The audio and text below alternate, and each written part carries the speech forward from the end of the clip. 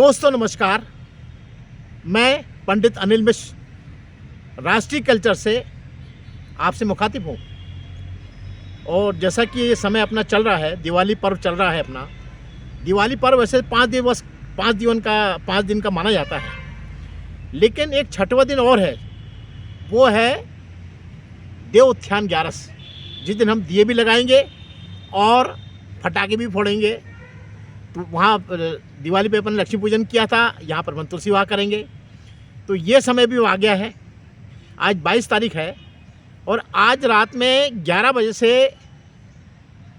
देवोत्थान 11 का प्रारंभ हो जाएगा। और जैसा कि अपना हिंदू कैलेंडर में अपनी गणना है कि अपन लोग उदया तिथि मानते हैं, इसलिए कल 23 तारीख को सुबह प्रातःकाल से हम जो है इसका ये देवोत्थान 11 का पर्व प्रारंभ करेंगे। लेकिन उपवास तो जैसा इसका नियम है, उपवास 10वीं तिथि होती है, उसके 5 बजे शाम से छोड़ दिया जाए, उपवास चालू किया जाता है। 5 बजे शाम तक अन्न खाया जाता है। उसके बाद 36 घंटे तक अन्न नहीं खाने का विधान एकादशी का है। ये बताऊंगा क्यों है, इसका कारण साइंटिफिक रीज़न दूंगा आपको कि क्यों ऐसा किया जाता है, सब दूंगा मैं आपको। तो ये विधान है।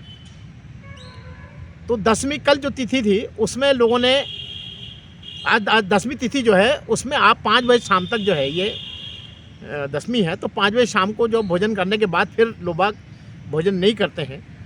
और 11 बजे रात से चालू हो जाएगी एकादश। तो जो कल दिन भर रहेगी एकादश और परसों रात में 2 बजे ख़त्म होगी।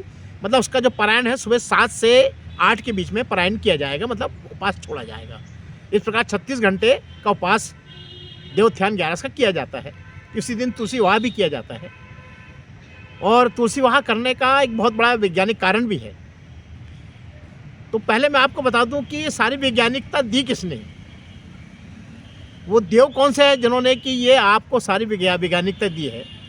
और वो देव हैं भगवान विष्णु, जिन्होंने जब पृथ्वी का प्रारंभ हुआ उसके पहले 3 रूपों में इन्होंने अपना शरीर धारण किया। याद है ना, पहले आपको मैं पिछले एपिसोड में बता चुका हूँ कि पहले आदि विष्णु के रूप में इनका ऊर्जा शरीर था, और सदाशिव का ऊर्जा शरीर था, आदि शक्ति का ऊर्जा शरीर था, आदि ब्रह्म का ऊर्जा शरीर था। मतलब उसमें पृथ्वी तत्व नहीं था, मतलब शरीर नहीं धारण हुआ था। फिर सदाशिव जी के आदेश पर भगवान विष्णु ने 3 रूपों में पृथ्वी पर या ब्रह्मांड में पदार्पण किया और उनको आदेश दिया गया था कि अब आप ब्रह्मांड की उत्पत्ति करिए। तो आपको जो अलौकिकता है ब्रह्मांड की मालूम है ना, यानी 1000 से ज़्यादा पृथ्वी सूर्य के अंदर आती है। सूर्य के सामने सबसे छोटा ग्रह बुध है, सबसे बड़ा ग्रह शुक्र है। तो शुक्र के अंदर लगभग 1500 पृथ्वी उसमें समा सकती, इतना बड़ा है। तो ये जो विकराल आकृति के जो सारे ग्रह बने और इन ग्रहों से मिलकर ब्रह्मांड बना, ब्रह्मांड से मिलकर महाब्रह्मांड बना, महाब्रह्मांडों से मिलकर अनंत बना, अनंत से बहुत से अनंतों से मिलकर महाअनंत बना। तो ये सारी रचना को करने वाले जो जिनका जो पूरा जो श्रेय दिया जाता है वो दिया जाता है कारणोदक्षी विष्णु को। 3 स्वरूपों में शरीर धारण किया भगवान विष्णु ने। कारणोदक्षी विष्णु ने सबसे पहले कारणोदक्षी जो सागर है उसमें उन्होंने अपना पृथ्वी तत्व धारण करके शरीर धारण किया और उनके हर सांस के साथ एक एक ब्रह्मांड पैदा हुआ। ऐसा सारे पद्म पुराण में, विष्णु पुराण में, भागवत पुराणों में इसका उल्लेख है। हम उसकी बहुत विविधता पर नहीं जाते हैं, अपन सिर्फ जानकारी के लिए बता रहे हैं आपको। तो उससे जो ब्रह्मांड उत्पन्न हुए, कारणोदक्षी विष्णु एक थे, जब उनसे ब्रह्मांड उत्पन्न हुए, हर सांस के साथ ब्रह्मांड उत्पन्न हुए, तो ब्रह्मांडों की संख्या अनंत हुई और हर ब्रह्मांड के साथ पृथ्वियों की संख्या बढ़ना चालू हुई। तो हर ब्रह्मांड में अनन्य पृथ्वी हुई। इस प्रकार से एक महाअनंत का निर्माण कारणोदक्षी विष्णु ने किया। इसके बाद दूसरा स्वरूप जो कहलाया गर्भोदक्षी विष्णु, ये स्वरूप पृथ्वी के नीचे साइड में था। है ना, उस साइड में जहाँ सूर्य से अपोजिट साइड में, वहाँ कर्णोदक्षी विष्णु वहाँ नहीं थे। कर्णोदक्षी ऊपर थे तो गर्भोदक्षिणी विष्णु नीचे थे उस समुद्र में। सॉरी। और तीसरे विष्णु जो हमारे संपर्क में पृथ्वी में आए, उसको बोलते हैं क्षीरोदक्षी सागर में उत्पन्न क्षीरोदक्षी भगवान विष्णु और माता लक्ष्मी माता। तो क्षीरोदक्षी विष्णु जो है, इसको कहते हैं समुद्र यानी दूध का सागर। तो ब्राह्मणों में, इस पुराणों में सब जगह इसका उल्लेख है और इसको माना गया है कि ये कैलाश मानसरोवर में ही दुग्ध सागर है, वहीं पर इनकी उत्पत्ति हुई। और ये भी गर्भ में थे नीचे, फिर वहाँ से उनके जब ऊपर आए तो उनसे गर्भ से कमल निकलने का पर उसमें ब्रह्मा जी ने शरीर धारण किया, माँ सावित्री ने शरीर धारण किया, माँ गायत्री ने शरीर धारण किया और माँ सरस्वती ने शरीर धारण किया। ये सब उल्लेख मैं पहले एपिसोड में कर चुका हूँ। अगर आप देखना चाहें तो माँ लक्ष्मी का जो पिछला एपिसोड, उसमें इसका विस्तार डिटेल मिल जाएगा। और उसके अलावा अगर किसी को कुछ चीज़ समझ में नहीं आ रही है, कनिष्ठ लिख रही है, ऊपर से निकल रही है, तो मुझसे प्रश्न करके पूछ सकता है। मैंने पिछले उसमें भी उल्लेख किया है आपके उसमें एपिसोड, अभी फिर उल्लेख कर रहा हूँ कि अगर किसी को कोई चीज़ समझ में नहीं आ रही है और वो समझना उत्सुक है, तो मेरे को वो उसमें मेरे किसी भी एपिसोड में उसमें प्रश्न लिख दे वो, या मुझे व्यक्तिगत व्हाट्सएप पे अगर वो लिखता है कि भाई इसका मेरे को समझ नहीं आता, तो उसको डिटेल्स को और हम अगले एपिसोड में और बताते जाएंगे। तो इस प्रकार से ये ब्रह्मांड की उत्पत्ति हुई। ब्रह्मा जी की उत्पत्ति हुई शरीर धारण करने के बाद। तब भगवान विष्णु तपस्या के लिए क्षीर सागर में, ये उत्पत्ति के बाद वो योग निद्रा में चले गए थे। जिस दिन योग निद्रा में वो गए, उस एपिसोड को भी देखिए, उसको कहते हैं देव शनि 11 मेरा एपिसोड है, वो भी देखिए, उसमें आपको बहुत विस्तृत मिलेगा। तो विष्णु जी की जिनमें वैज्ञानिकता यह है कि एक तो उन्होंने सारा ब्रह्मांड बनाया, लक्ष्मी माता को अपना स्थान दिया, बाएं अंग में स्थान दिया उन्होंने। इसके बाद जीवों को उत्पन्न करने के लिए उन्होंने ब्रह्मा जी को प्रेरणा दी। ब्रह्मा जी ने जीव उत्पन्न किए। जीव उत्पन्न करने के लिए उन्होंने जो है अर्धनारीश्वर से प्रेरणा ली। भगवान शंकर ने भी शरीर धारण किया उनके निवेदन पे। ये सब एपिसोड में पिछले एपिसोड में बता चुका हूँ। तो अपन मुद्दे पे आते हैं कि इस प्रकार से वो योग निद्रा में 4 महीने के लिए हर साल योग निद्रा में जाकर तपस्या करने लगे। और योग निद्रा में सोने का मतलब नहीं है, योग निद्रा का मतलब है, योग निद्रा मतलब उसमें योग करना, योग करके अवचेतन मन से सारी चीज़ों को सॉल्व करना। तो उसमें उन्होंने जो जन कल्याण के लिए जो बातें सामने लाई, उसी को हम आज देव शनि और देव उत्थान 11 के रूप में देखते हैं। देव शनि और देव उत्थान 11 के बीच में 24/11 से आती है और इसमें सब में पास करने का विधान है। आइए इस बारे में भी चर्चा करेंगे अपन कि उपास क्यों किए जाते हैं, उसका क्या फायदा है। पहले अपन समझ लें कि त्यौहार कैसे मनाया जाता है। देव उत्थान 11 या देव उठनी 11 दोनों एक ही चीज़ हैं। इस दिन ऐसा माना जाता है कि भगवान विष्णु योग निद्रा से उठ जाते हैं और उठकर इस समय सबसे पहले चिंता करते हैं कि कैसे नए कपल बनेंगे। इसलिए आज के दिन उनका तुलसी से विवाह संपन्न किया जाता है और उसके साथ ही मतलब ये माना जाता है कि शुभ मुहूर्त शुरू हुए। तो देव उत्थान 11 के बाद से ही शादी के विवाह के कार्यक्रम 4 महीने चलते हैं। तो ये पहला संकेत तो उनका यही है। दूसरा, तुलसी से विवाह उनका इसलिए किया जाता है, इसके एक पीछे छोटी सी कथा सुन लीजिए आप, जिसमें आपको पता लगेगा कि तुलसी विवाह क्यों किया जाता है। तुलसी एक्चुअल क्या है, जलंधर की पत्नी थी।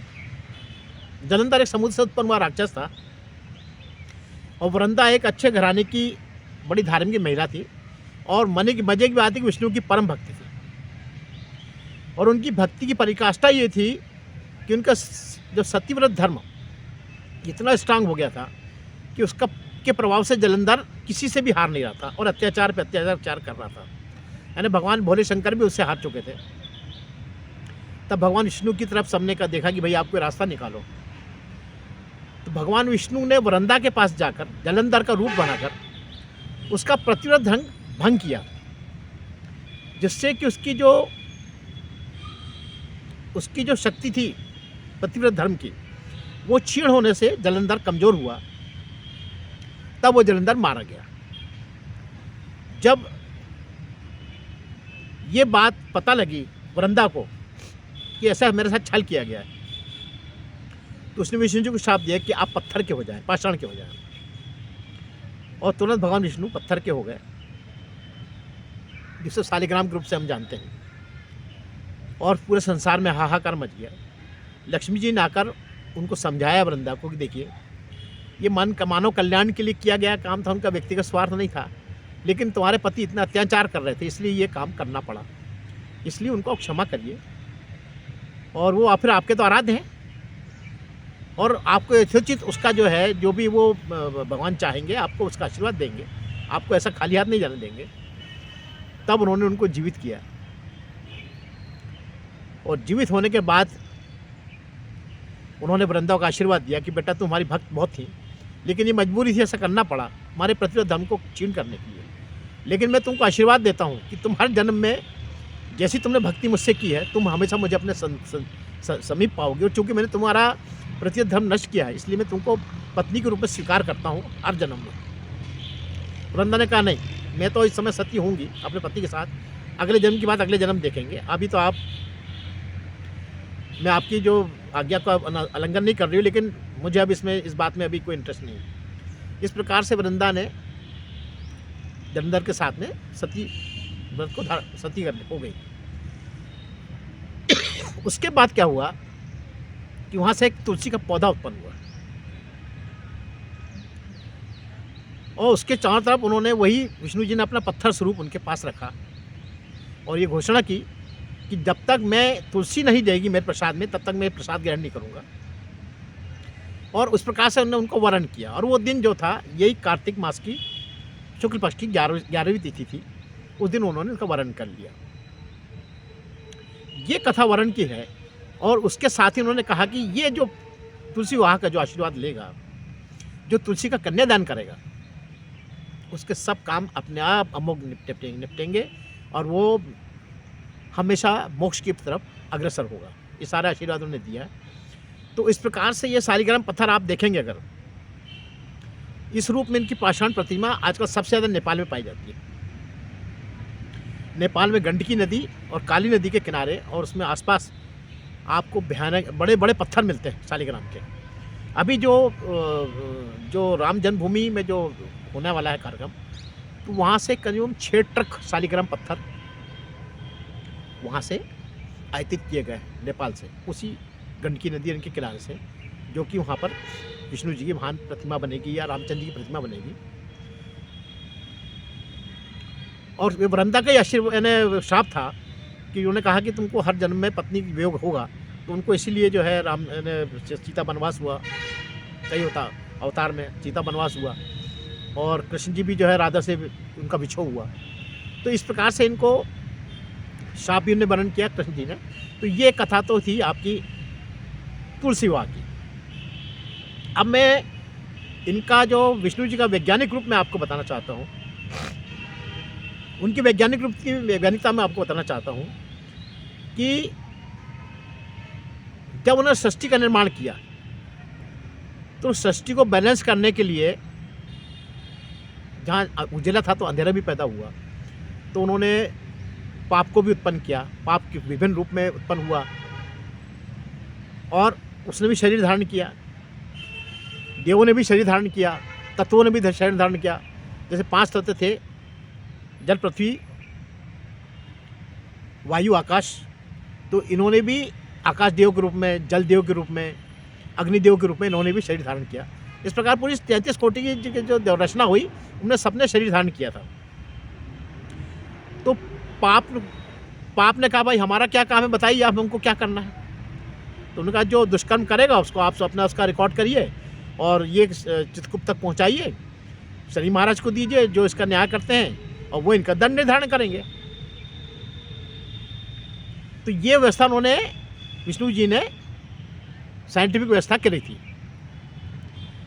लेकिन एक बार उन्होंने देखा जब जाके कि नरक में जाके कि यमराज क्या करते हैं, तो देखा तो वहाँ बड़ी यातनाएं दी जा रही थी लोगों को। तो उस यातना से वो बड़े दुखित हुए, बोले यार ये इतनी सज़ा क्यों दी जा रही है इनको। तो उन्होंने कहा भैया आपने कहा था कि ये पाप अगर करेंगे, पाप का रिकॉर्ड मेरे पास आएगा तो मैं इनको सजा दूंगा, ये आपका ही विधान है, आपका दिया हुआ विधान है। तो विष्णु जी ने कहा कि देखिए मैंने सृष्टि इसलिए उत्पन्न नहीं करी कि सबको सजा दी जाए, इनको सही लाइन पे चलाने के लिए पाप की दंड की व्यवस्था करी थी, तो इनको प्रायश्चित करने का मौका मिलना चाहिए। ऐसे सोचकर उन्होंने फिर एक लीला की। एक राक्षस था, उस राक्षस ने भयंकर आतंक फैला के रखा था।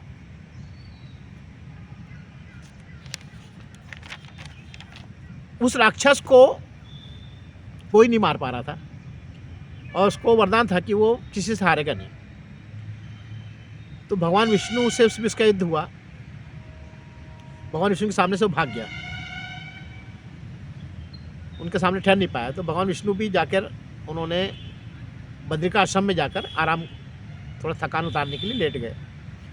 इस बीच वो पीछा करता हुआ आया राक्षस, और उसने विष्णु जी को अटैक करना चाहा। तो विष्णु जी के शरीर से एक शक्ति निकली, उस शक्ति का नाम था एकादशी, और उसने उसको राक्षस को भस्म कर दिया। इस बीच विष्णु जी उठ गए, भाई आप कौन है? तो उन्होंने कहा मैं तो आपकी दासी हूँ, एकादशी, एक दासी आपकी, और आपके शरीर में मेरा वास है, और आप अत्यंत दयालु हैं, उससे ज़्यादा दयालु मैं हूँ। तो मैंने इस पर दया करके उसको भस्म कर दिया, जिसमें इसका ये सामने पड़ जाए, इसका जो पुराने प्रारब्ध सामने पड़ जाए, ये अपना मोक्ष की तरफ बढ़े। विष्णु जी कहा भाई ठीक है, चलो बहुत अच्छी बात है, अब बताओ तुम्हारे लिए हम क्या कर सकते हैं। तो उन्होंने कहा, भगवान विष्णु एकादश ने कहा कि आप हमको भी वरदान दीजिए, जो हमारे व्रत का पालन करे उसको मोक्ष मिले और उसके पाप सब नष्ट हो। उन्होंने कहा ठीक है, दिया वरदान। अब आप जानते हैं कि महीने में 2 पक्ष होते हैं, शुक्ल पक्ष और कृष्ण पक्ष। 2 एकादश हर महीने होती हैं, तो 12 महीने में 24 एकादश तो वो होती हैं, और कभी अधिक मास रहा तो 26 हो जाती हैं एकादशी। तो जब लोगों ने ये एकादशी का व्रत चालू किया, प्रारंभ करना चालू किया, तो उसमें लोगों ने पाप जो किए वो अपने आप कटने लगे। अब उधर जब वो मर के जाएँ, इधर पाप का नहीं, इधर मर के जाएँ, तो उनका जो रजिस्टर था वो खाली था कि भाई कोई पाप उसमें आ ही नहीं रहा, गिनती में नहीं आ रहा, सब पहली भस्म हो गया एकादशी से। तो पापों के देवता ने जाकर कहा वहाँ पर जाकर यमराज से कि भाई ऐसा करेंगे तो हमारे रहने का मतलब क्या है, और इसके कारण जिन पे अत्याचार हुआ उनको भी न्याय नहीं मिल रहा है, जिन पे इन लोगों ने अत्याचार किया उनको भी तो न्याय मिलना चाहिए। तो इसका कुछ समाधान निकालिए। तो ये लोग सब गए विष्णु जी के पास और उन्होंने बताया कि भाई देखिए ये हमारी व्यवस्था खराब हो रही है, तो ये सब आपके कारण हो रहा है, आपने एकादशी को ये सब वरदान दे दिया, जो एकादशी व्रत करेगा उसको आप सब पापों से उसका शमन हो जाता है, वो पाप जल जाते हैं, आने के पहले जल जाते हैं, और जिसके खिलाफ उन्होंने अत्याचार किया वो भी दुखी है, और चूंकि इनको सबक नहीं मिला इसलिए पाप फिर करेंगे लोग, तो इसका क्या हाल निकलेगा साहब, इसका रास्ता निकालिए आप। तब भगवान विष्णु ने कहा कि आप एकादश के दिन अन्न के अंदर अपना स्थान बनाइए। अन्न के स्थान बनाने से अगर उस दिन उपवास, एकादश के दिन किसी ने अगर अनाज खाया, यानी जनरली क्या लोग एकादशा करते हैं ना, एक दिन एक साइड एक टाइम का उपास, तो वो इसमें निषिद्ध है, पूर्णिमा में निषिद्ध है। तो इसलिए जो दोनों टाइम को पास करेगा वो ही एकादश के व्रत में अपने पापों को शमित कर पाएगा, और अगर आपने अनाज खा लिया किसी भी रूप में तो आपका फिर वो पूरे पाप फिर से आपके अंदर जाएंगे। ये वरदान उनको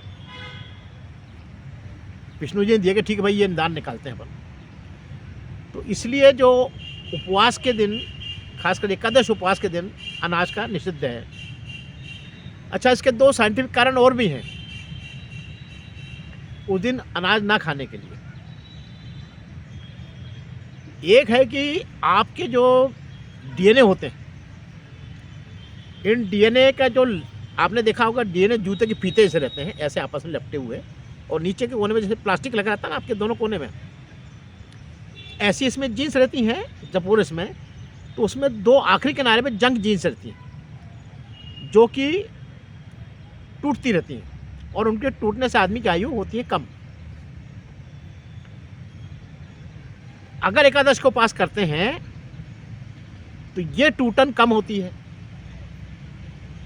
अगर वही बिगर अनाज खाए वाला उपास करेंगे तो अनाज का वो टूटन कम होती है, ये देखा गया। अच्छा, अनाज का एक साइंटिफिक रीज़न और भी है।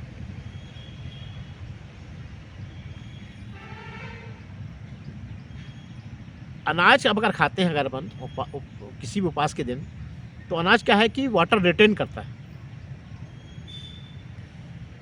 वाटर रिटेन करने से क्या होगा कि जो आपके विषाक्त जो चीज़ें निकलनी है, एंटीजेंस निकलते हैं, वो उसमें उस अन्न के कण में उसमें स्टोर हो जाते हैं। इसलिए उपास में फलाहार करने का जो विधान है, फलाहार करेंगे तो क्या है कि वो पानी सब आपका बाहर निकलेगा, पानी के रूप में सब बाहर निकल जाएगा, पानी अंदर स्टोर नहीं होगा। और इसमें अनाज के दाने में पानी स्टोर होता है। तो इसलिए एकादश के उपास के दिन सबसे बड़ा रीज़न जो रखा है, अपन जो खाना खाते हैं उसका उद्देश्य क्या है, एनर्जी लेना, स्टोर करना। तो एनर्जी एक्चुअल क्या है कि एनर्जी के सोर्सेस क्या है, सूर्य, वायु, जल, ये इनके सोर्सेस हैं, और चौथा अनाज। तो बाकी दिनों में आप अनाज खाते हैं तो उसमें, लेकिन उसमें एंटीजेंस भी उसमें ऑब्जर्व होते हैं। तो ये महीने में 2 बार अगर आप ऐसा करते हैं तो इससे आपके जो एंटीजेंस हैं, विषाक्त कीटाणु हैं, ये से रिलीज होते हैं बॉडी से। तो मतलब जो पाप स्टोरेज है आपके अंदर, जो पाप स्टोरेज है वो क्या है, विषाक्त कण है, वो वही बड़ा पाप के रूप बनते हैं। तो उनको आप डिस्चार्ज कर दीजिए, निकालते जाइए। और दूसरे से बात की, आप उन पापों से बचिए जिसके कारण कि आपका लेखा जोखा बनता है खराब। तो अपने आचरण में सुधार के साथ में मानसिक शारीरिक सुधार करने के लिए एकादश के 24 व्रत रखे गए हैं। ये साइंटिफिक रीज़न इस साइंस के सबसे बड़ा का जो कलाकार है भगवान विष्णु ने प्रोविजन रखा है कि अगर आप ये 24 एकादश कर लेते हो तो आपके शरीर का पूरा जहर बाहर निकल जाएगा, सारे पाप आपके बाहर हो जाएंगे। और एक इसमें इसी जो एकादश में एक एकादश आती है मई में, जो कि भीम एकादश कहलाती है। उसको करते हैं निर्जल उपास, उस दिन करते हैं निर्जल उपास। अगर वो कोई कर ले तो उसको ये सारे 12-24 जो एकादश का फल उसको मिलता है, उसके शरीर से पूरा शरीर विषाक्त बाहर निकल जाता है। लेकिन उसको निर्जल उपास करना पड़ता है, अगर संभव है तो करना चाहिए। तो इस प्रकार से ये देवोत्थान 11 का एक बहुत बड़ा महत्व है।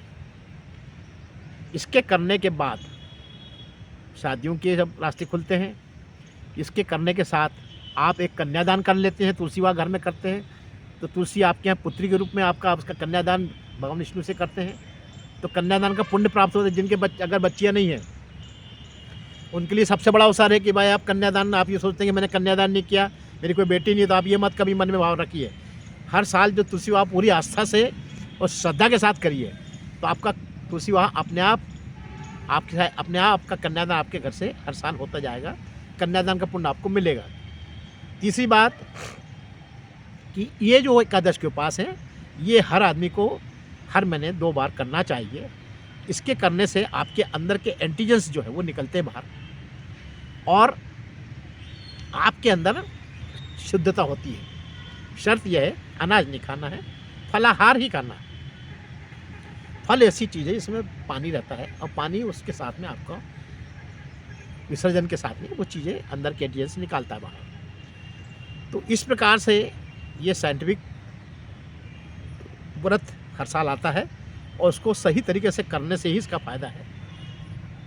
विकल्प जो उपवास के जो विकल्प निकालते हैं अपन, वो गलत है कि सिंगाड़े का पूड़ी बना लो तो वो दूसरे जो अपन बना लेते हैं, ठीक है उसका विकल्प है, लेकिन सबसे अच्छा विकल्प फलाहार है। फल कोई भी खाइए, फल से आपका पानी बाहर निकलेगा। तो ये कुछ शास्त्रोक्त आदेश हैं ये, जिसको मानने से वैज्ञानिक रूप से अपन शरीर स्वस्थ रखते हैं और पापों से बचते हैं। तो ये मैंने आपको देव उत्थान 11 के बारे में उसका पूरा महत्व बताया।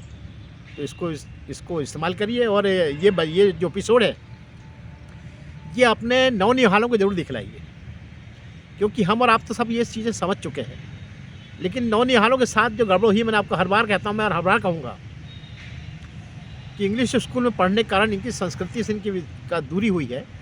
और ये अगर माँ बाप जो उनको संस्कृति के पास रख रहे हैं, समझ लो बहुत बड़ा काम कर रहे हैं वो देश के लिए, संस्कृति के लिए।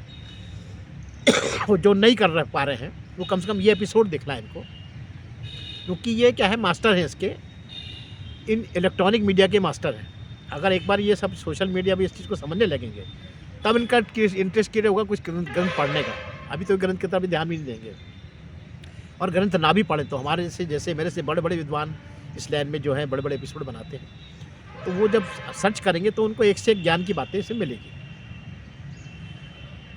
और मैं तो आपसे भी कहता हूँ कि आप मोबाइल ऐसे ही जो घुमाते रहते हैं 3-3 घंटे बैठ के, उसके बजाय आप कुछ पॉजिटिव करने के लिए सोचिए। और मैं तो हर आदमी से कहता हूँ कि आप अपना चैनल बनाइए, यूट्यूब चैनल बनाइए, और आपको जिस लाइन में एक्सपीरियंस हो, अगर महिला है, महिलाओं को अपने बच्चे पालने का जो उनका एक्सपीरियंस है वही डालें, अपने खाना बनाने का एक्सपीरियंस वो डालें, कोई अच्छी चीज़ बना के देखती वो डालें। आप जो समाज में जो अपने सामाजिक समस्या के लिए जो काम करती है उसको डालें। तो इस प्रकार से अपनी जो अनुभव है उसको लोगों को दे के जाए, छोड़ के नहीं जाए। अगर किसी प्रोफेशन, जेंट्स किसी प्रोफेशन में, किसी विभाग में है, तो उस विभाग की अच्छाई बुराइयों को कम से कम आफ्टर रिटायरमेंट तो बताएं आप कि इसमें ये सुधार किया जाना था जो नहीं हुआ अभी तक, जिससे कि कोई तो उसको देख के समझेगा, पढ़ेगा, बताएगा। तो इस प्रकार से ये यूट्यूब का जो चैनल है ये आपको सबके ज्ञान के लिए एक बहुत बड़ा समुद्र है। इस समुद्र का इस्तेमाल करिए कि हेलो हाय लिखने से सोशल मीडिया का काम नहीं होता है। आप कुछ सीखिए, करिए, और कुछ नहीं कर रहे तो कम से कम जो हम जैसे लोगों को आप प्रमोट करिए। हम लोगों की जो एपिसोड है इनको शेयर करिए, व्हाट्सएप पे लिंक डालिए, फेसबुक पे लिंक डालिए, अपने इसका ही प्रचार प्रसार करिए, अपने बच्चों को दिखलाइए। तो कम से कम कोई चीज़ जो अच्छी चीज़ है वो आगे बढ़े। हमारे देश की संस्कृति बहुत महान है और विदेशों ने मान लिया है, हम ही लोग उसको छोड़ रहे हैं। वो लोग उसको पकड़ते जा रहे हैं, हम छोड़ते जा रहे हैं, और वो पेटेंट राइट करते जा रहे हैं और आपकी चीज़ आपको बेचेंगे कल जाके। तो इसलिए ये इस्कॉन उसी का उदाहरण है। अब देखेंगे आगे इस्कॉन यही चल रहा है। तो ऐसे बहुत से अभी बहुत बड़ी बड़ी संस्थाएं आने वाली हैं जो आपके धर्म को भी खा जाएंगी। आपके पास कुछ भी नहीं बचेगा अगर ऐसी ढंग से अगर इनोसेंट बने रहे, मॉडर्न होने के नाम पे इनोसेंट बने रहे, तो बहुत गड़बड़ होगी आगे, ऐसा मेरे को लगता है। तो आप थोड़ा सा जागृत होइए और अपने बच्चों को भी जागृत करिए, अपने सराउंड को जागृत करिए। अपनी देश की अस्मिता को बचाने के लिए कुछ ऐसा करिए कि जिससे कि आपका भी नाम हो और देश का भी नाम हो। राष्ट्रीय कल्चर से मैं पंडित अनिल मिश्र आपको सादर